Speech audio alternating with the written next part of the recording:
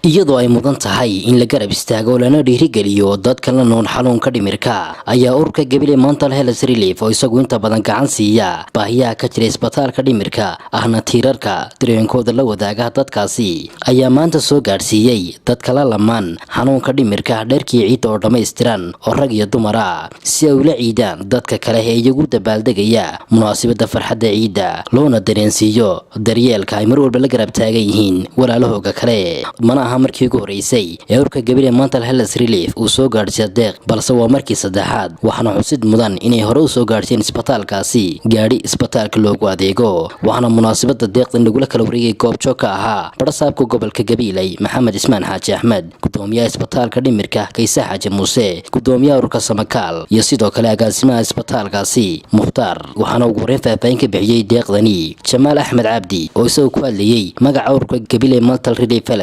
magaciisa waxaa la yiraahdaa Gabiley Mental Hospital Relief waana ururka loo aasaasay inuu ka qayb qaato xalmooyinka caynkan oo kala ah inaan maanta halkan ku wadno dhammaan dharkii ciida haday noqoto rag iyo dumarba beritoolo ciida kala qayb qaata farxadda dhammaanteed dadka baahiyaha gaarka qaba waxaan wadaag lanahay oo aanan marnaba ka tagaynin ururka Samakaal oo runtii ah ururka ugu muhiimsan ee Gabiley wax ka qabta baahiyaha gaarka ee dhimirka waxaan halkan uga mahad celinayaa dhammaan dadkii ka soo qayb qaatay inay soo bixiyaan lacagihii aanu ku soo iibinay dharkaas kunba laga yaabaa inay Gabiley ku nool yihiin marka haddii qof walbaaba ciidiyo dadka halkan ku jira hal qof gacan qabto waxa weeyaan waa baahidii way ka baxaysaa marka waxaan ku boorinayaa dadweynaha dhammaan inay nagala qayb qaataan oo ay gacan ka geystaan oo ay garab istaagaan dadka baahida gaarka qaba khaasatan agoomaha iyo dadka dhimirkaaba sidoo kale iyaguna halkaasi hadallo mahadnaqa u diray cid kastoo ka qayb qaadatay deeqdani mas'uuliyiinta gobolka oo ay deeq soo gaarsiisay markii ciida ilaa 50 qof oo rag iyo dumar isugu jira ururkan maxalliga ah ee la Gabiley Mental Hospital Relief waanu mahad celinayna runtii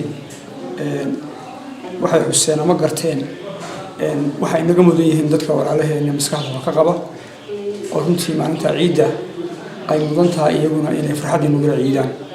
intii isku hawshay iyo intii soo tabaabushaysayba jazaakallahu khayr wa jalla miisaanka xasanaadkeena ay nagu daro aniga waa agaasimaha isbitaalka dhimirka Gabiley deeqda ayna soo gaarsiiyeen walaalaha iyaga dalka gudaha iyo dibadda ku nool ururka Gabiley Mental Health Relief oo markii koowaad aan ahayn mar walba ciid walba na soo gaarsiiyo dhar ciideed oo bukaanada loogu talagalay isbitaalka dhimirka Gabiley ku sugan na soo gaadhay wayna idinka gudoonay aad iyo aad ban idinku mahad celinaynaa waxaan maanta halkan u joognaa inaan ka gudoominayo Gabiley Mental Health Relief ururkaasi oo asalkiisa uu aasaasan in isbitaalka dhimirka caawiyo oo la garab taagnaado baahiyaha asaasiga ee isbitaalka goor walba u baahan yahay oo aan hayn deeqdiisu markii koowaad waxay walaalaheena qaaliga ay mar walba in garab taagan u soo gurmadeen oo soo gaarsiiyeen walaalahoogii maskaxda ka xanuunsanay deeqda darkasaan ee dharkii ciid agabkii ciid oo dhameystiran oo wax walba oo qof celinay rag iyo dumar bale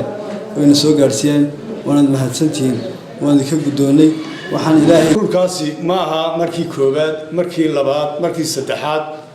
ururkaasi mar walba wuxuu taagan yahay waqtiyada xasaasiga ayuu mar walba ka dibaaqayo mar walba uu adeegaa waqtigaas Jamaal iyo ururkaasi uga bareynaa iyagana in ilaahay miisaanka xasanaadka ugu daro waa Yalla Xaaji TV-ga qaranka Soomaaliland magaalada Gabiley ee xarunta gobolka